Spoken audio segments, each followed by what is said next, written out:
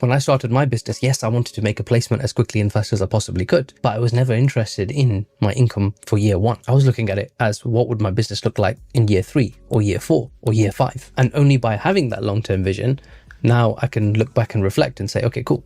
10 years in the game, this is what it looks like. That's 10 years running my own business, 13 years including what I did while I was employed. And now all of a sudden you start to pay attention to different metrics. You're not paying attention to how many leads did you convert, how many interviews did you book. You're paying attention to how many candidates came back to you again. And if your retention rate for clients and candidates is not being considered, then that's going to be a place where you're probably losing money. Because now if your only job is to find new clients and new candidates and then get them placed, then what about the previous ones who you've already served, who already know you? If you're not doing anything for them, you're losing money. That's probably half your business. And that's exactly why there's so much FOMO and so much anxiety around the newest lead generation tool or the newest lead generation tactic or the next software that you should implement, because everyone's thinking about this from a short-term perspective. How many leads can I convert in the next 30 days, in the next 90 days?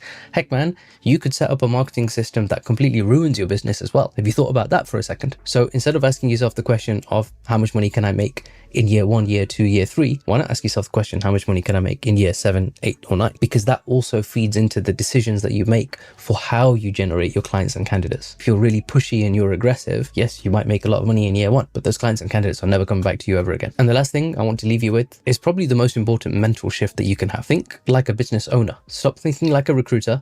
Stop thinking like an employee, but think like a business owner. And most people in this industry, they see themselves as a recruiter that runs a business. I don't think of it like that.